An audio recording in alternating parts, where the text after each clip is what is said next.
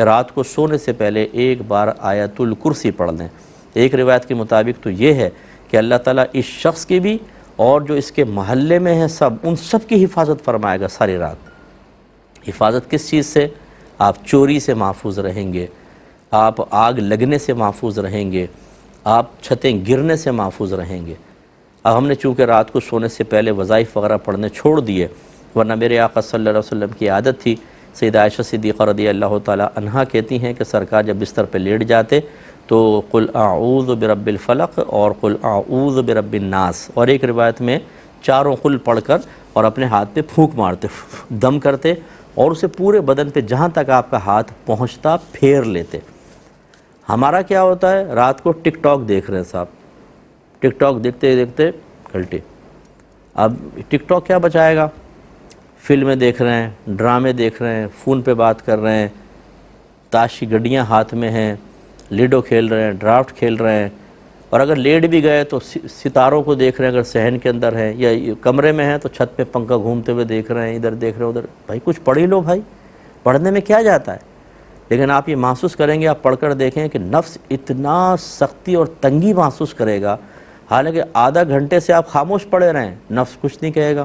جہاں آپ نے آیت الکرسی پڑھنا شروع کی، وہیں سے اندر سے ایک ریزسٹنس پیدا ہو گیا، چھوڑ دے۔ چاروں قل پڑھنا عذاب بن جائے گا، حالانکہ چند سیکنڈ کے اندر آپ پڑھ سکتے ہیں، میرے خیال میں 2 سے 3 منٹ میں سب کچھ ہو جائے گا۔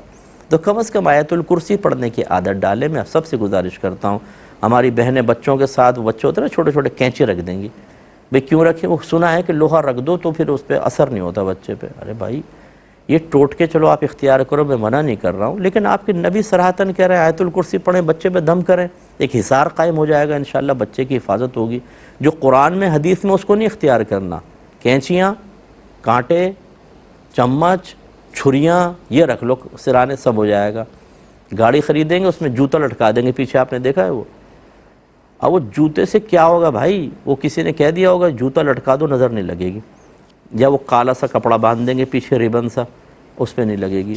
اس طرح وہ بچے کو ذرا نہلائیں گے دھلائیں گے، یہاں ایک ٹیکا مار دیں گے۔ اور ہم تو بچپن میں دیکھتے تھے وہ پیٹ پہ نا کراس سا بنا دیتی ہیں وہ سرمے سے، اور پیٹ ڈھک دیتی ہیں۔ اب یعنی کراس حفاظت کرے گا ہماری۔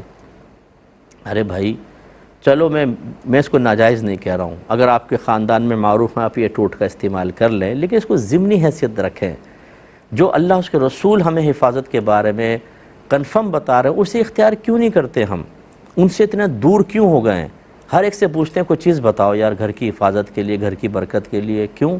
کہ آپ کا مذہب اتنا ناقص ہو گیا ہے کہ وہ تعلیم ہی نہیں دے رہا، تو آپ کو پوچھنے کی ضرورت پڑی ہے۔ کوئی کہتا ہے گیدڑ سنگھی رکھ لو، کوئی وہ گھوڑے کی نال لا کے اس کو دروازے پہ ٹھونک دے گا، اب اس کے سے گزرو گے او جی لکشمی آ جائے گی گھر کے اندر۔ بعض منی پلانٹ لے کر آئیں گے، اس کو منی پلانٹ انگریزوں نے معروف کر دیا، منی پلانٹ یعنی منی آ جائے گی، اور اس میں بھی اللہ تعالیٰ معاف فرمائے، وہ کسی نے کہا کہ اگر اس کو چرا کے گھر میں لگایا جائے نا پھر بڑا پیسہ آتا ہے۔ ارے بھائی چوری حرام، اس کو گھر میں لگاؤ گے اللہ برکت دیتا ہے، یہ منی پلانٹ دیتا ہے۔ اللہ تعالیٰ عقیدے کو اور اعتقاد کو مضبوط رکھے، آمین۔ وآخر دعوانا ان الحمد للہ رب العالمین۔